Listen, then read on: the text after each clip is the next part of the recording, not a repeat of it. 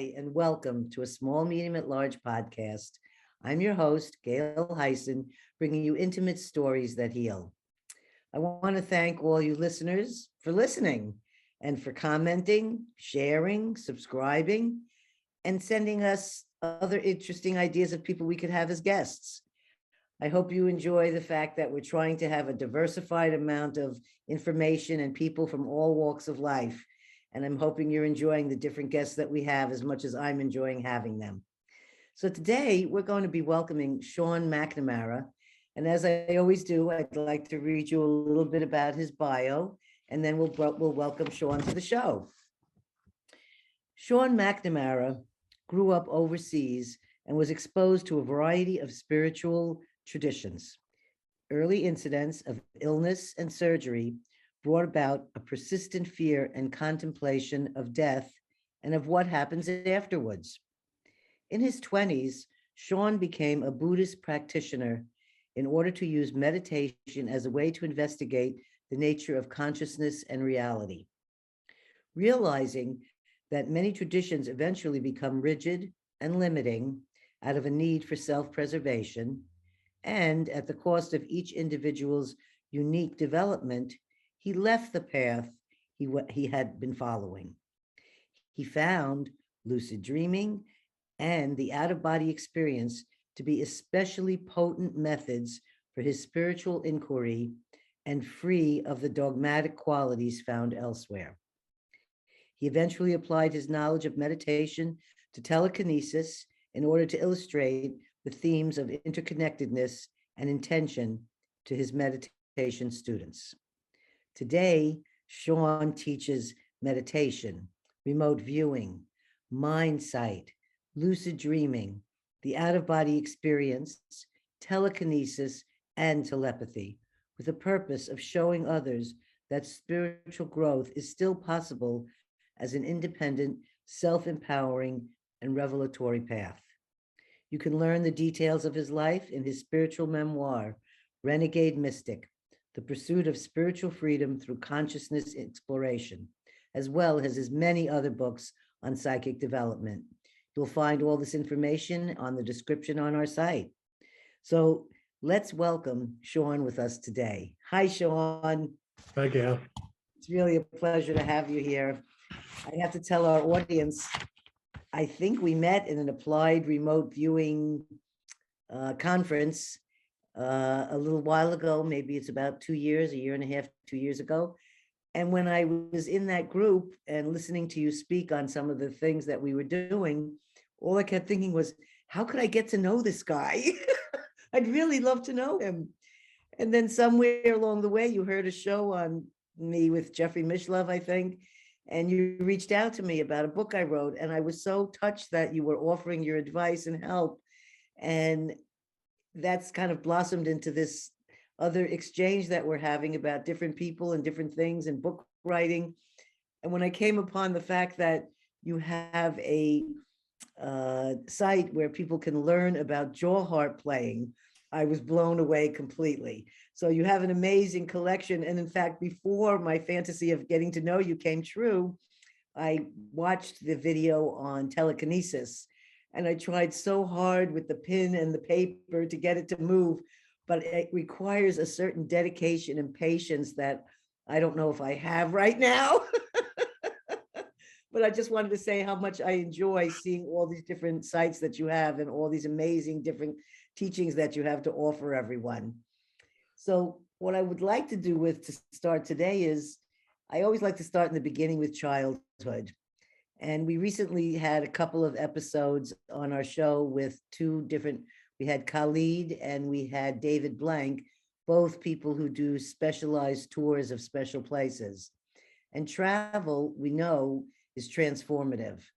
So for all the parents out there, I want you to hear what Sean has to say about what it was like as a child to grow up with the ability to be able to travel so much with his family. So tell us what that was like as a child.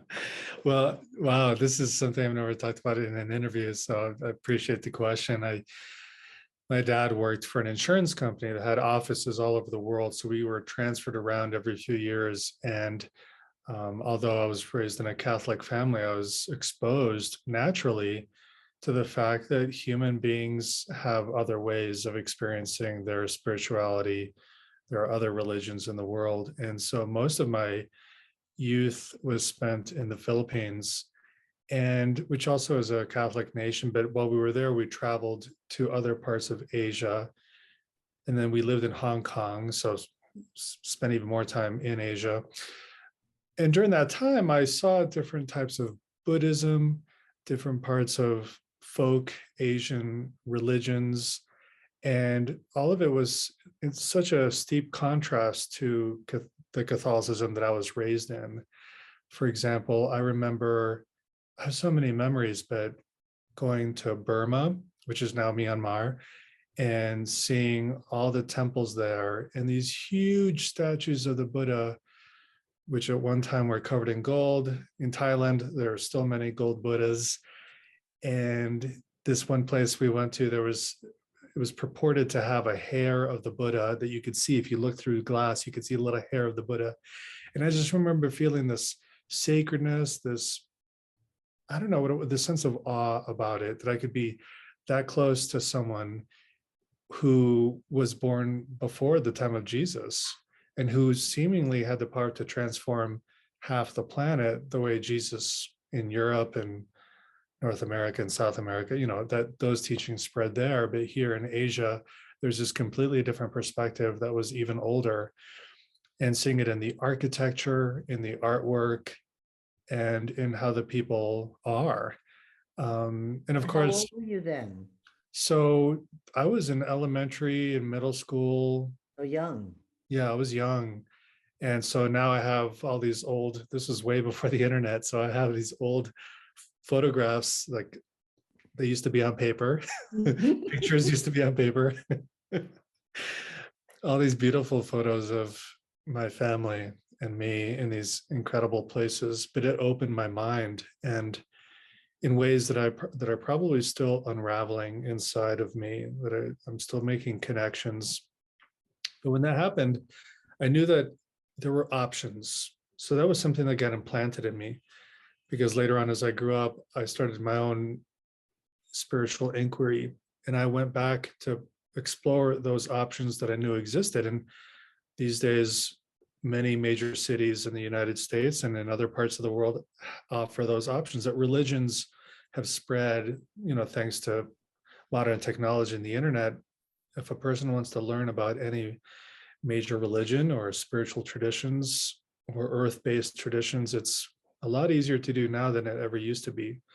But to travel, to meet people who speak different languages, to see sites that it's not the same experience to see them online, but to see them in person, to touch the history of humanity in the temples and the other types of architecture is so transformative and so powerful.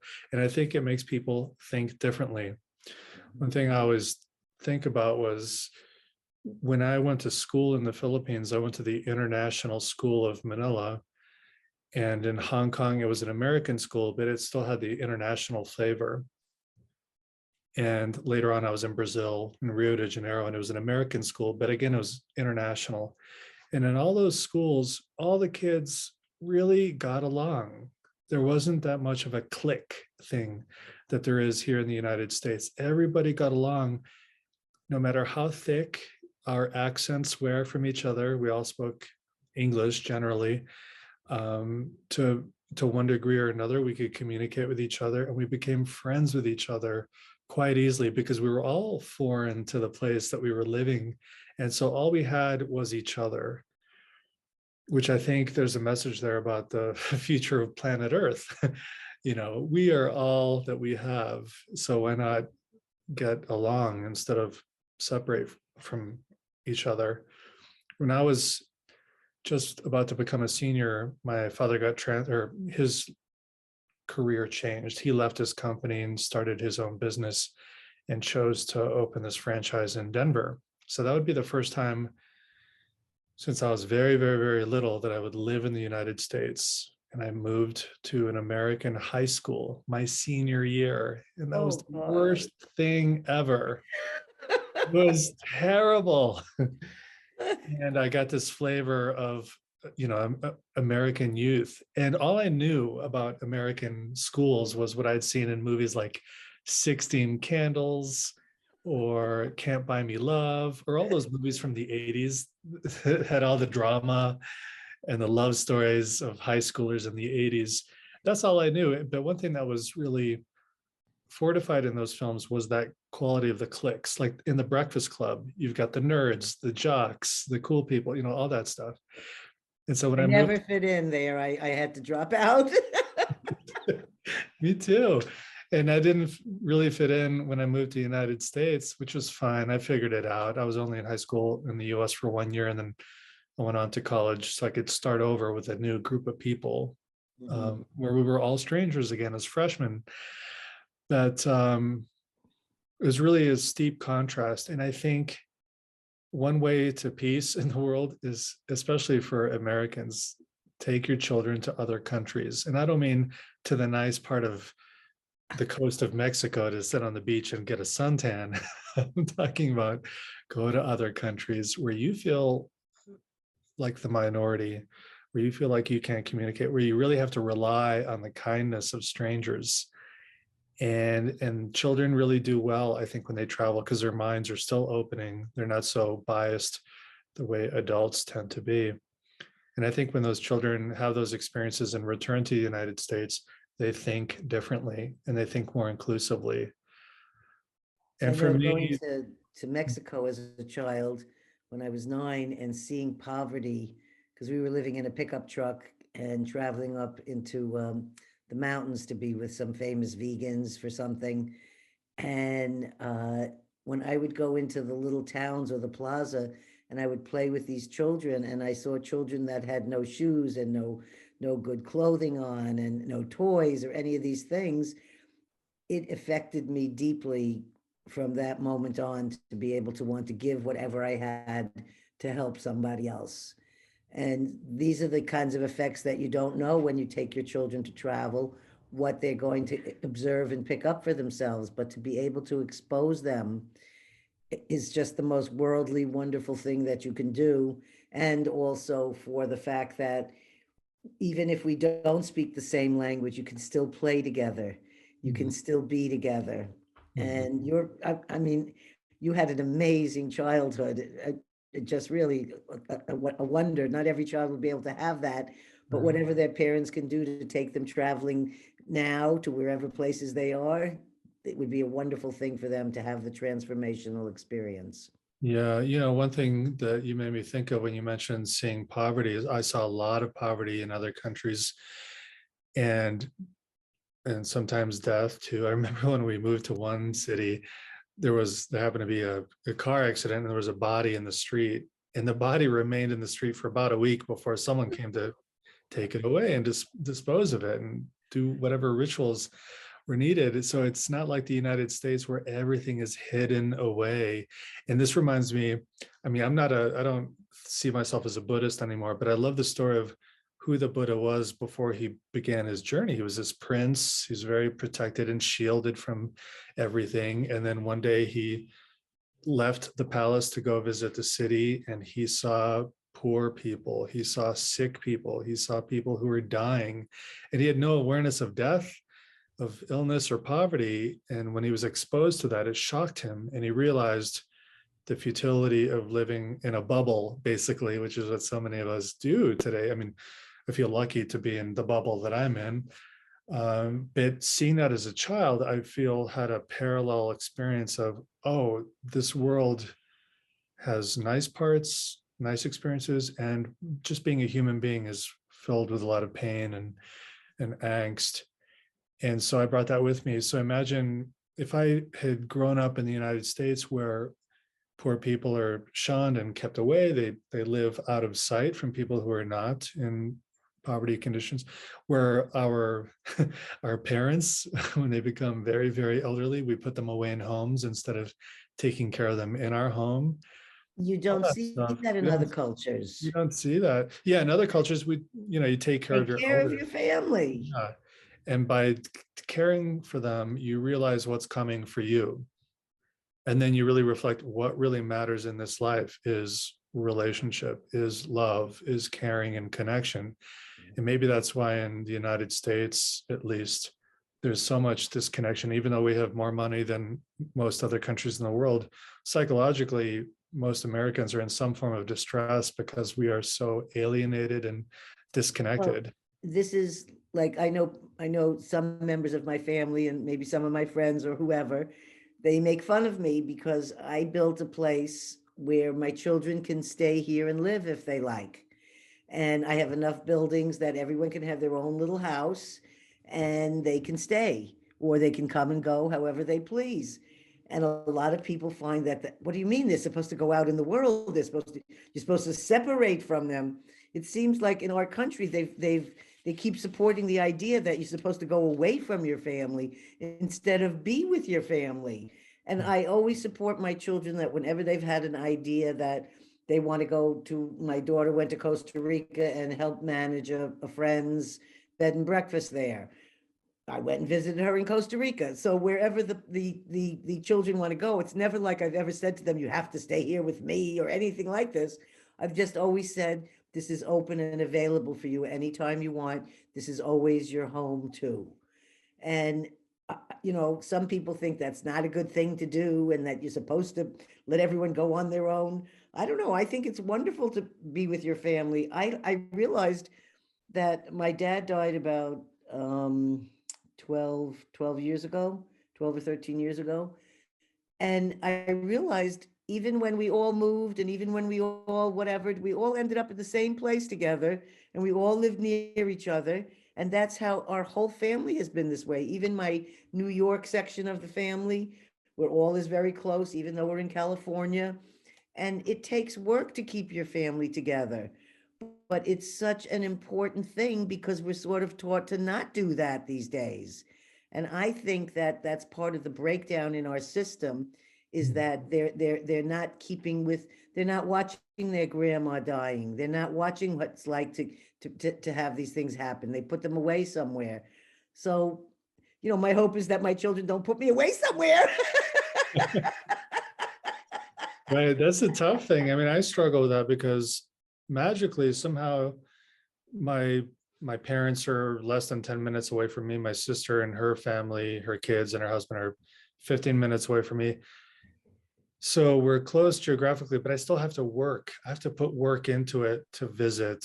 I still don't visit nearly often enough. I need to do a better job. So I'm always working at it. It's amazing how much work I need to put into trying to remain connected because it's so easy to just say some other day, maybe next month, or so it takes a lot of work. And yeah, it's not easy, but I think it's really important because we grow up, and if even as adults, if we know our place in the world, it's through the eyes of other people. And if we know that we're cared for, if people out there care about us, we actually maintain a stronger sense of independence and inner strength. But it's when people feel disconnected from the people they grew up with, like their family, they feel all alone, that produces anxiety. Sure, on the outside, it looks like I'm independent, I'm being successful, I don't live anywhere near my family, I've got but lots of money. got lots of money, but the human brain doesn't care about all that. The human brain has evolved to feel connected to a very small community of family and then friends of family. So these small pods is what we're used to. And it's funny because you look at different religions, and even in church, growing up to church, I'd see all these people maybe once a week on Sunday morning at church, but outside of church, never. Whereas, and I would be curious to know what your thoughts are, but in communities where there's a shaman, there's very little separation, right? The shaman is a part of the community and there's a gathering and like, it's all one thing. It's not like, oh, the village does everyone goes their own way, or everyone does a ritual and then they go away from each other the rest of the time. No, it's Not only that, what I've learned I'd had a birthday in May and I had this amazing, wonderful, spontaneous group of Mongolian shamans and people come to celebrate here and do ceremony. And the only thing I asked of my children was that you come to the ceremony. That's all I want to do for my birthday is just be there. And I think it moved all of them in different ways to see this kind of people gathering and the energy and what they brought, and the fact that we had so many different languages being spoken during the experience of having the shaman here. And I kept noting the most important part, which I realized I didn't have when I'm doing my shamanic work, because I'm not doing it in a community like these people are all together, Mongolians, is that they are supporting the shaman. The shaman is not doing that work. The shaman is connecting in the Mongolian way. The spirit enters into the shaman and becomes that being. So it could be a young girl, it could be an old man. In this particular instance, it was an older man, but the woman was a beautiful young woman who was the shaman, but she transformed into an older man. There's people around guiding and protecting her while she's doing her work. And this is so important. And this dedication that they have to her when she's doing this work, too, on a Sunday, instead of spending their Sundays necessarily going out, to the beach with their family, they're giving this Sunday to supporting this shaman and all the things that she needs to perform these ceremonies that are for the things in nature that we sometimes in our culture we disregard. We don't pay honor to the tree, we don't pay honor to the fire. We were feeding the fire with slabs of fat because the fire is an alive spirit that needs to be fed. The giant redwood tree that we did the ceremony under, a huge amount of food they brought that was all placed under the tree for the wild animals. And when I went back there the second day, almost everything was gone. Like they were all having a birthday party with my my birthday, all the animals. And I kept thinking, I wish I had a little camera there so you could see what groups came there. Was it moles, rats, gophers? Who knows what was out there eating birds? So the intent to show that it's important to, during the ceremony, one gentleman, Bhagia, really an energy healing worker man, he kept throwing bird seed around the tree, during the few hours, and in such a way that when you saw it, it affected my children. They could see that he wasn't just tossing seed out to feed a bird. He was doing it from a spiritual place of feeding nature. And it just, when you just see the person's honoring that way, you can see their motion is different. It comes from such a beautiful place. So I've exposed my family to a lot of shamanic things here.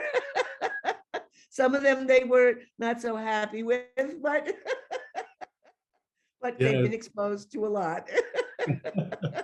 Well, Yeah, that's great. I mean, because people might not be able to travel to another country, but they can come meet you and hear your stories and see life from your point of view. I invite them here all the time. So this one incident that my daughter said I draw the line here on this, Ma, was I was at some sort of an invitation about a Australian medicine woman who was visiting from Australia, and she was teaching classes on how to make power tools.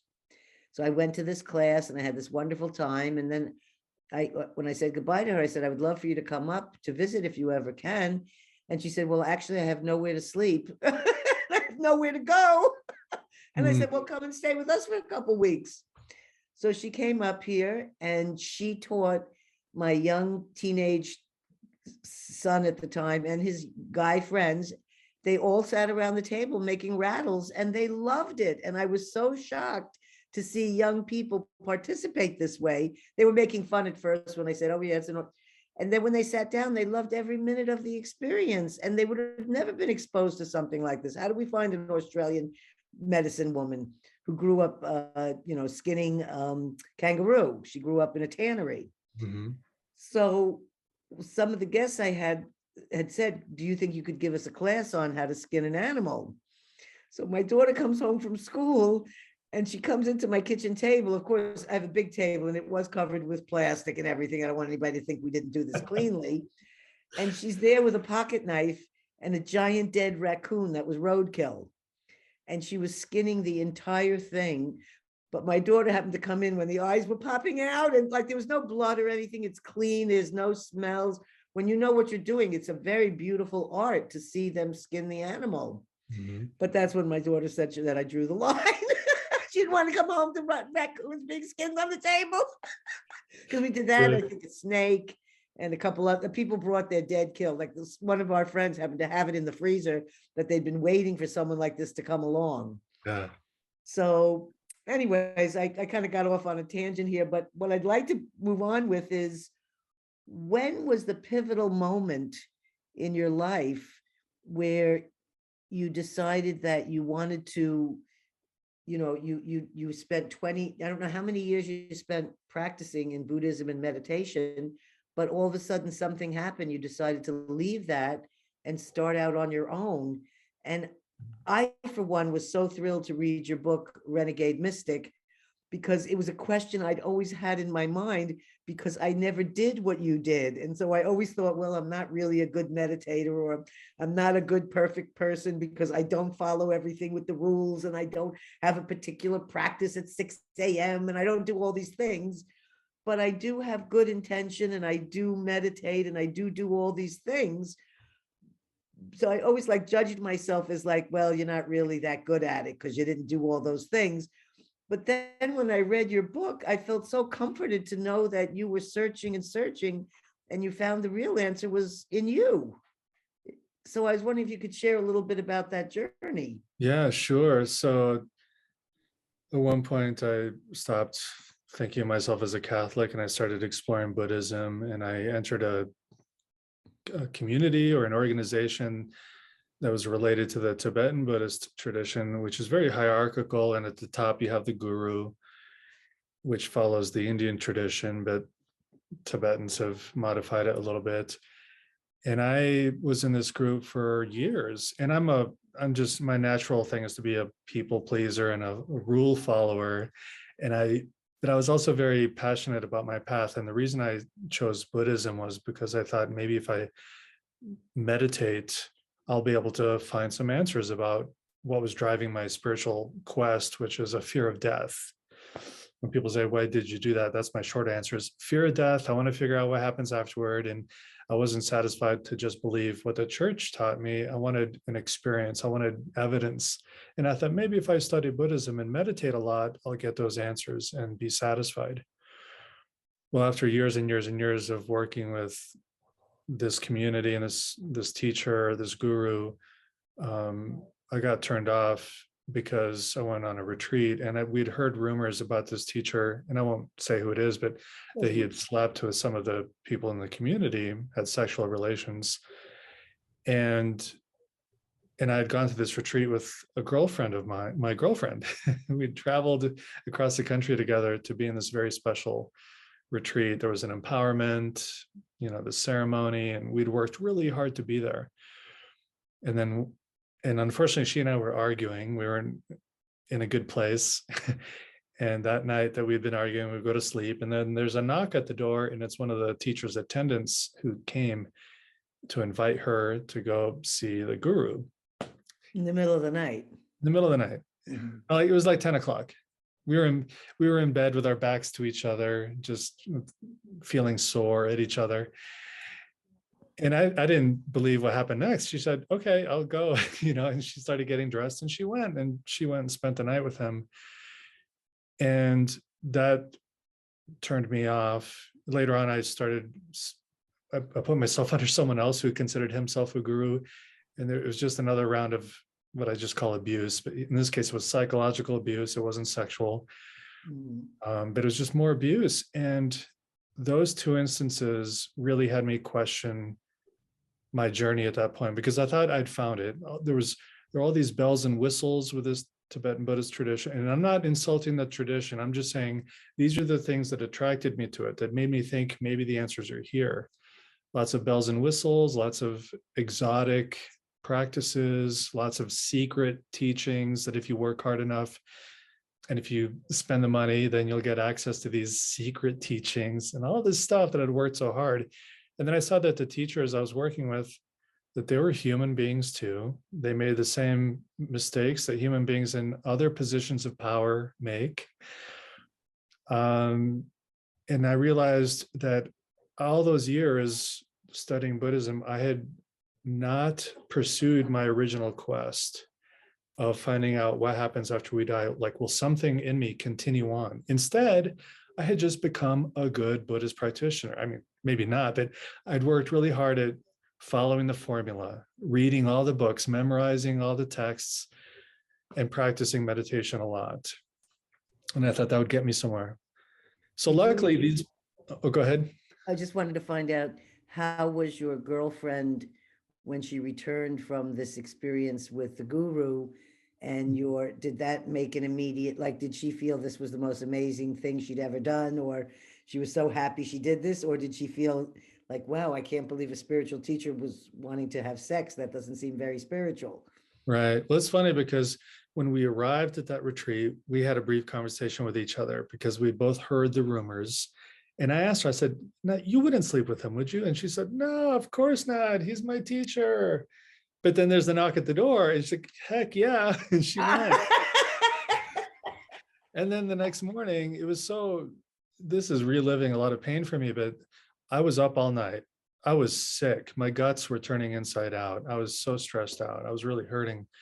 I stayed up all night. And then when he arrived the next day, the teacher, he always had his entourage behind him, and she was walking among the entourage, like she was part of the in-group now. And later on, up in our room, I said, you got to tell me what happened. And she refused. She said, it's my personal, it's my thing. It's very special. It's for me. And I'd heard this from other people, like there's this thing about if you sleep with the guru, maybe there's some spiritual transmission, or maybe I think they sign NDAs or something. right. Like you're going to get enlightened faster. And there are traditional stories of gurus and their students from 1,000 years ago who practiced special meditations with sexual energy, and something happened. In this case, I think the guy was just using that to sleep around. But for her, it was a sacred experience. And I don't know, I think she continued being available to him whenever he traveled to her city. And he may have had others like that in other cities, but I don't know for sure. That's just kind of what I picked up on. Well, I have to say, I started experiencing that as a young child because we had a Hindu monk that lived with us in our vegan commune, Swami Avetananda Saraswati. And it has taken me 60 years to get over my unpleasantries of yoga, because this man would molest me continually in these yoga positions, and he would do all these bizarre things to me as a 7-year-old. And when I would try to tell my parents that something wrong was going on, because when you're young, you don't know what it is. You just know it doesn't feel right, but you don't know about sexual whatever. And my parents were like, oh no, this, he was like the guru guy, he was the spiritual man. There's no way he would be doing any harm to the children. And that's not exactly what was happening. He was doing these things. And so it gave me this, my PTSD for this was yoga. And so when everybody went big with the yoga, every time I would do yoga, I would be like filled with sort of a hatred for yoga. And it's only been in this last year. I mean, that's how long that left, that scar inside you of pain, like when we're talking about your incident. So these pains are deep, but it's important for us to get through them and let them go, and they diminish. And I finally found this year the love of yoga and how wonderful it is for the body and how good it makes me feel afterwards. And I really credit it to the instructor who was coming to our house and teaching us, because she brought with her such a beautiful essence and healing energy that it made me finally get in touch with what yoga is and not attach it to molestation. And it was a great healing. I also have to mention, I'm going to mention 2 names because they've been written in, one of them has been written in a book, so it's not like I have to hide the information. But as a young teenager at the time, I was constantly attracting spiritual teachers' sexual energy. And I happened to have been I had a lot of life force, or I can understand now why they were attracted then, but of course I didn't as a young teenager. But I had this experience with Rolling Thunder. I had this experience with Sun Bear. And I felt like bad or something, that when people would be in awe of this person, that I wouldn't feel that way about the person. And I didn't want to ruin their image or their joy of that. But at the same time, there seems to be something connected with spiritual energy and power. And then there's the sexual energy. Like it's not, it's because these people are really human, like we're saying. And there's something about that sexual energy and power that comes involved with it. Though I think some teachers rise above that and don't engage in that, and they do their teaching practice and they don't sleep with their students. Well, I just think it's important because some people just put these teachers up on a pedestal so high that they don't realize that, no, they might do some things that aren't so, positive. mhm. And it's important, I feel, also to share about it, because it doesn't take away from the teachings that they offered. It just shows that they're human like the rest of us. And we don't need to put them on a pedestal. We just should think of them as a peer. Right. That's really well said. To don't put them on a pedestal. I mean, there's respect, and there's like, yeah, I'm willing to receive what you have to give. I take everything I learn from some other people with a grain of salt, and I test it out myself. Good. But I think everyone who is on a spiritual quest is vulnerable. Mhm. And I include myself in that, because we have this question, and these are the deepest existential questions we have. So when someone says, oh, I have some answers, or I hold a tradition that's 1,000, 10,000 years old, and so I've got the goods, we're so willing to bow down to them because they have that thing we want that we've sought after for so long. I think anyone on a spiritual path should read. There's a book called Dangerous Personalities. It's written by an FBI profiler, and it talks about how to spot people with narcissistic personality disorder, people with antisocial personality disorder, and other types of disorders. Because I think often spiritual leaders, just like CEOs, school teachers, you know, the manager at the local Shamans, restaurant, shamans. shamans, you know, I don't like to recommend anybody anymore, because one person may have a really positive experience, another person may be completely repulsed by that person. So mhm, I always feel like each person has to choose on their own who they feel that they're drawn to. yeah. But in shamanism, there are some heavy negative shaman, dark things that go on. There's also these wonderful light things, but you don't know which one you're hitting upon when you meet or entertain yourself with a ceremony. Right. Well, and connecting with that sexual energy thing, often people with a certain type of sexual energy, they're also very kind, they're very empathetic, they're empathic, they're sensitive, they're open, they're really, really good people. And that type of personality is the type that people who are narcissistic, they prey upon them. They can see that. So it's a little bit about the sexual energy. It's a lot about the vulnerability, the openness, the kindness, the innocence.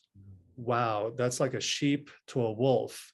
So these teachers who are in a position of power, if we look up to them, if they sense, wow, that's a really nice person, and I want to control them or overpower them or make them mine or have sex with them, it's the most good people who become prey for these personalities.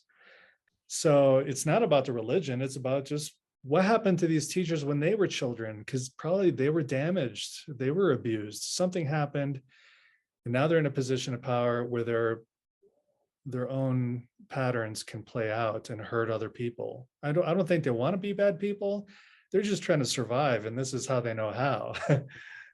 Yes, and also it must be very hard to hold that kind of energy when people all think that you're sort of godlike or something. Who can live up to that type of an image when you're born in a human body? Right. So we have I want to keep up in our time, so I want to move on from this to, unless there's anything else you want to say, but I wanted to go from where you leaped from that and decided to develop all on your own, because you have so much to offer.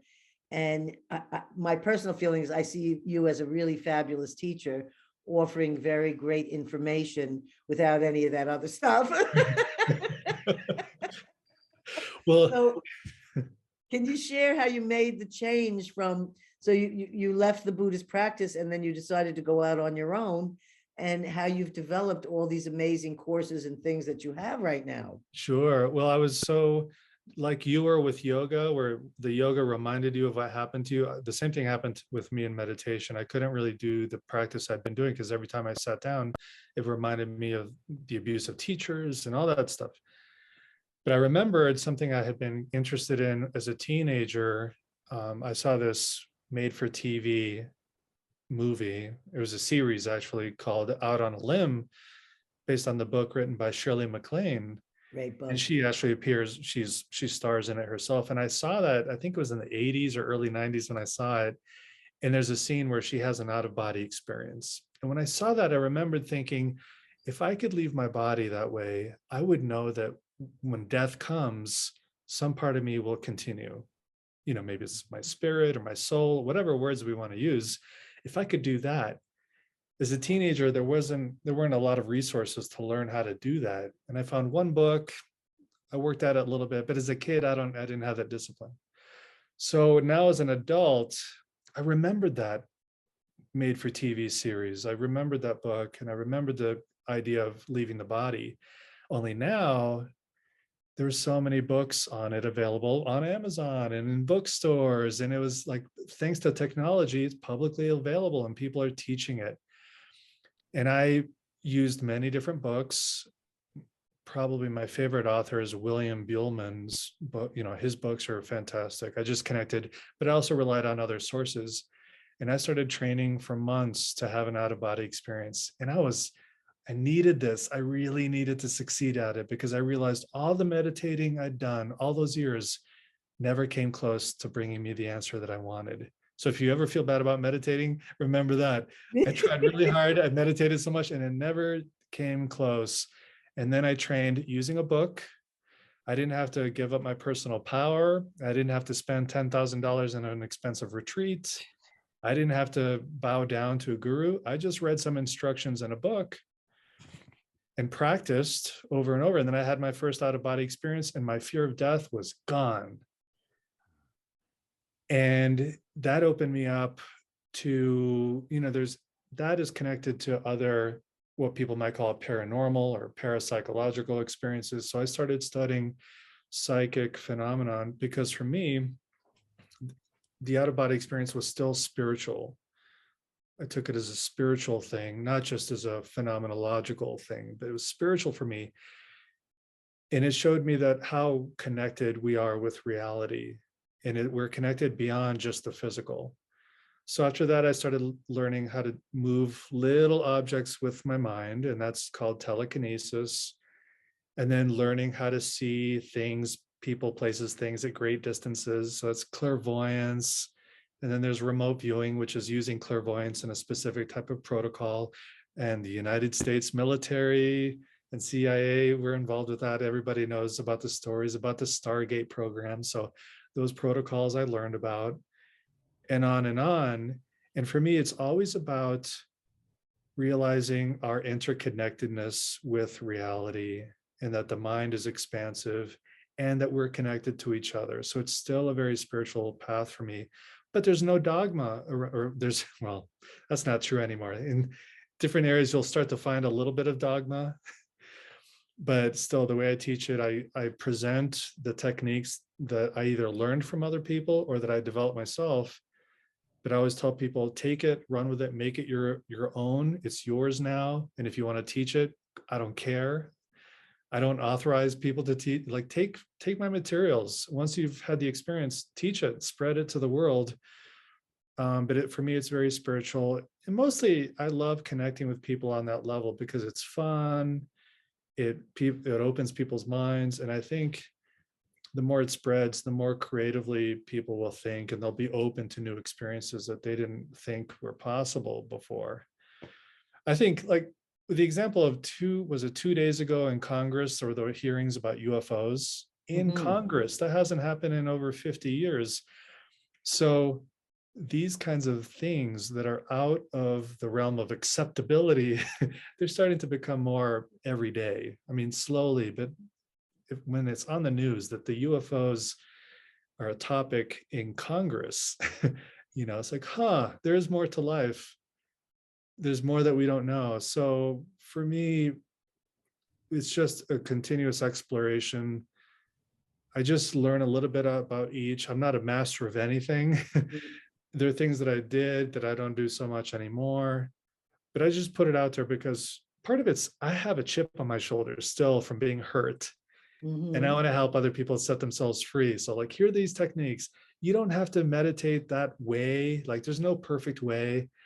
I think meditation, like other spiritual traditions or techniques, it's not a one size fits all. And though there's that prompt, some traditions have a promise that if you do enough of this, it'll work. I think that's complete BS. Complete BS. The problem is it worked for some people, they became famous, and then you think, that's the thing that'll work for me. It's not true at all. It's not true at all. I find this with shamanism, and in fact, that was something that happened during my May birthday shamanic Mongolian ceremony that was here. When the shaman was doing something and the spirit had entered, the spirit wanted to know, why was I wearing Mongolian clothing when I'm not a Mongolian? And I'm similar to you, except that, of course, I don't have the discipline, but I learn from all different cultures. And when I do my shamanic thing and my shamanic tools, they're tools from different, one might be from an Ecuador, and they're all things that have been given to me. So I feel like if they've been given to me, I have permission to use that culture's tool because it was given to me for a reason. And a lot of them were given to me before I became initiated into Mongolian Buryat shamanism. And I've been a guest on these different podcasts, and people write down, oh, Mongolian shaman. I'm not Mongolian. I can't be a Mongolian shaman. I'm not from Mongolia. Look at this face. So I find that, and I don't want to be judgy or be judged by the Mongolian or other people that I'm not doing it their way. But that's how it is for me, that I absorb whatever I learn. I learned so many wonderful things in this ceremony we just did. And I take that into mine and decide and feel what feels right for me to use. And when I do a shamanic thing with someone, or I call it a blessing, I just am open to whatever will fall or happen. I never guarantee to somebody that the spirit of their deceased person is going to appear. I have no idea. Whatever's going to happen will just be what happens in that moment. And I just can't put myself into any one little shamanic category that, oh yes, I follow and do only this. That's not who I am. Mine is a potpourri. And I like being able to have been exposed and learn from these different cultures. And I love seeing what things I find from each one is similar. Like how many use feathers, how many use drums. I mean, so many things are so commonly used items, whether they're from shamans that are from 1,000 years ago, or whether it's from 200 years ago, or whether it was from a year ago. There are many things we find that are similar. So I like to just be open and accepting of all of it. That's how I feel about religions. Yeah. I just feel like each one has something to offer, but I'm never going, I was raised an atheist, and, I have a Jewish family as my background, but I don't embrace any particular religion. I just have a deep feeling that there's more than meets the eye than what we see is just the body. And I've been learning from listening to you that I didn't realize that my connection, the strongest, has always been with death. And this is something you were searching to do out of body. And it was something that was always happening to me so much. So I'm thinking maybe that's why the death thing is so easy for me, or that I feel very comfortable with it, or that when dying, I have information, or I physically experience another person's death when it's happening, even though I have no idea that they're dying. But my husband witnesses it, so I have validation to say, yes, she felt that at that moment, at that time, and that's when that person died. And they did die the way she was experiencing. So I feel this deep connection with death, and yet I'll have a day or a moment where I'm filled with anxiety at the fact that, oh yeah, my body will be gone. I won't be here to hold a grandchild, or I won't be here to plant a tree, or I won't be here to do these things. But then I think to myself, yeah, well, I'll just come back and haunt them all, you know?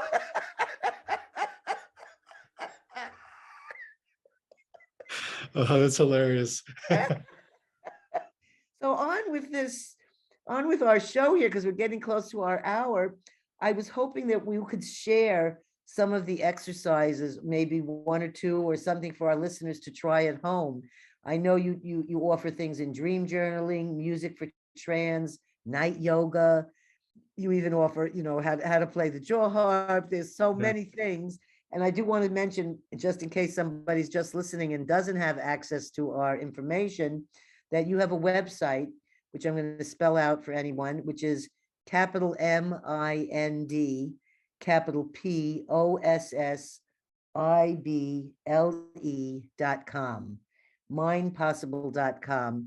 And you'll be able to go there and find out all the different things that Sean has to offer. But I was hoping that maybe he could share just a few little exercise with us today, and listeners at home could try this at home. You don't have to go to a conference or a retreat. Right. Yeah. And, I think the most powerful thing I could suggest, and it's quite simple. And if anyone wants, they can go to my YouTube channel, find it in my website, because there's a longer video to explain it. But something I've been doing a lot of lately is I call it night yoga, but it's really about using the states of consciousness that we naturally go through at night and early in the morning, connected with dream work, but also the position of the body.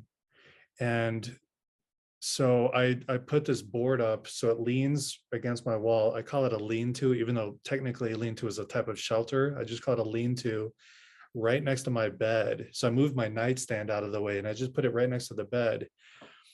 And this has been such a productive technique for me. I think anyone would enjoy trying this out. But so sometimes I'll meditate, I'll lean back on it and meditate before bed.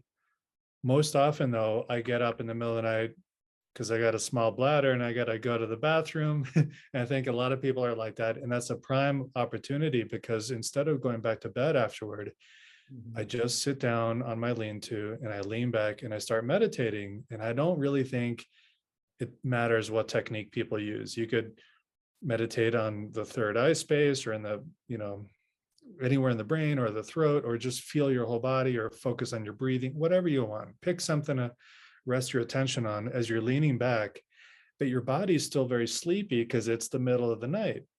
So let your body drift off to sleep while your mind stays conscious. And many different things could happen at that point. You might have physical sensations that people who practice the out-of-body experience recognize as the vibrational state. But just the sensations are interesting in themselves. Sometimes they could have a healing quality to them, even if nothing happens more than that. Or you fall asleep in the lean-to, but your mind is conscious. And if your brain is near the REM stage, rapid eye movement, you pop right into a dream state, and you're lucid because you know that you are dreaming while you're dreaming. So that's a lucid dream. Or you just do that for a while, and maybe you drift off to sleep, or you're about to fall asleep, but you've been holding your consciousness for a while. You get up and go to bed, lay down and go to sleep. But when later on that night or early in the morning you start dreaming again, your dreams will be a lot more clear, a lot more vivid. And that's another potential for them to become lucid. So again, you'll realize you're dreaming while you're dreaming. Or other things could happen while you're laying back and your body's very relaxed in the middle of the night. You might feel the awareness of other beings. And so if you are someone, like Gail, you're connected to beings on the other side, and other people may know that loved ones are looking after them, or they have spirit guides or things like that. In the middle of the night, when your body isn't just back in bed, but it's propped up, it's leaning, and you're maintaining your consciousness, something opens up and you're more sensitive than you normally would be in the middle of the day. Or at the end of the day, when you're sleepy and you're tired and you just go to sleep, nothing happens. But so this is the opportunity. Just do this next time you go to the bathroom in the middle of the night. You don't even need the lean-to. Go to your couch and sit up in it. Lean back a little bit. Let your body fall asleep while you maintain your awareness.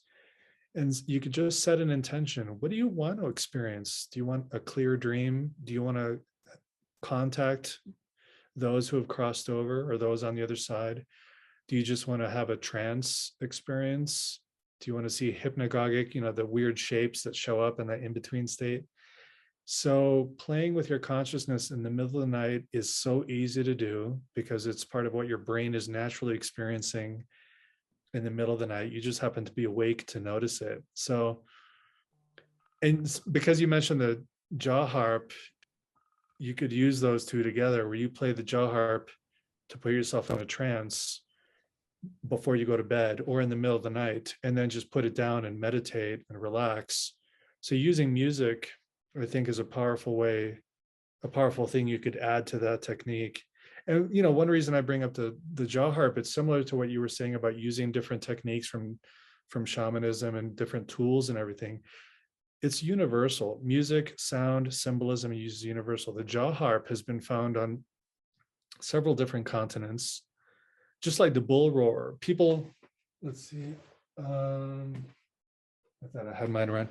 The bull roar, people think, oh, that's the Australian thing that you fly around. And I'm sorry, I thought I had The thing everything. that makes it like a sound. Yeah, anyone who saw the movie Crocodile Dundee remember the Yes. scene where he's playing the music, and everyone thinks, oh, that's an Australian thing. But that's not true. They've found them in Europe and I think in Africa too. So the idea of taking a flat object, tying it to string and whirring it around, that it produces a very interesting sound, that's universal too, or nearly universal. So music, Sound. that's part of being human. Sound, sleep, dream. Nobody owns that. That belongs to all humans. So I love that you're so independently minded, even though you have this high respect for shamanism. You do what works for you. And I think that's the most important thing for anyone to know is do what works for you. Even though something worked for someone else, or there's a guru out there saying this has worked for people for thousands of years, I think it's a lie. It probably worked for some people, but not everybody. And everybody else just went along with it. And then they died and nothing happened for them because they didn't know that they had other options. So keep exploring, try different techniques. Just because something has a good reputation, a technique, very special, very secret, very powerful, doesn't mean it's going to work for you. And keep exploring until you find what does. So I don't know. That I love hearing these things because I'm following my own little path with doing things with people when they come to my home. And the one thing that I do with when they come for a shamanic blessing or to get in touch with someone who has passed away is I never speak to them. We don't have any deep conversations or anything. All I do is sound. And I just find that I'm not a musical person or anything like that. But when I get in touch with my higher self or the part that's not my body or whatever you want to call this, I feel like the sound is a way of transferring and communicating with the people. And you don't have to have this, that doesn't matter whether you speak English or what language you speak. The sound is universal. And in fact, while we're saying that, I'm going to just share something that I found. I don't have the information in front of me, but there's a company that is only making sound healing tools out of recycled items. And here's this, I received this from my husband for my birthday. I'm not sure if you can see that, it's like a turtle, and it makes very, very beautiful sound when you hit it with the mallet. And it's sort of a celestial, but it's not meant to be played as an instrument of music. It's just sound.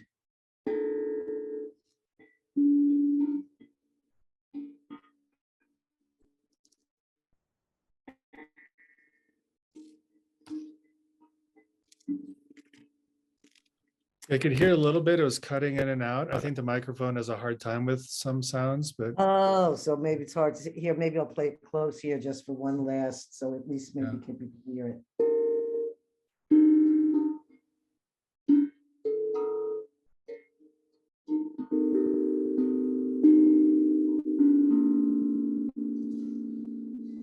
Yeah, that's lovely. the idea is that that's made out of a recycled propane tank. There are so many things of making beautiful sound with music. When you go to other cultures, everybody has something that they've carved or made with sound, and all these people are using those sounds. And it's a universal way of healing or getting in touch. And I'm just encouraging that people go out and maybe they'd like to buy themselves a little drum, or maybe they would like a rattle, or maybe there's something that they've thought about. You don't have to be a musician person. That's not what we're doing here. We're just making sound for the spirit. Or that's what I feel like with the jaw harp. I'm connecting to spirit, and the more I play it, the more I leave my body and I'm there in some other space. And for me, that's my most powerful tool, is my jaw harp. I like the drum, but I don't have a, doesn't seem to, I don't seem to get that, like Native American people, Mongolian people, all the shamans are doing all this intensive drumming, but it doesn't seem to resonate like that for me. With the jaw harp, that's my tool. So I think it's important for you all to try different things to see which one you're going to feel a connective feeling, because you're not, I didn't know I was going to be a jaw harp player. It never occurred to me. It was Yeah. only because of the Mongolians. They passed me a jaw harp and they said, here, play this. And I just started playing like I'd been playing for years. And I think that's very important, that these tools can, and you can just take that, you can go online, watch your video on jaw harp playing, and that might be the right experience for you. But go out and try, see what connects for you in music, because it's a real healing thing. Yeah, some people might be interested to know that these instruments can produce overtones, and it's a different part of the brain that can hear overtones. So most people are used to hearing sound in terms of language. And I think that's the brain, a hearing center. I think it's on the left side of the brain, but the part of the brain that can hear natural overtones, these harmonics, is on the other side of the brain.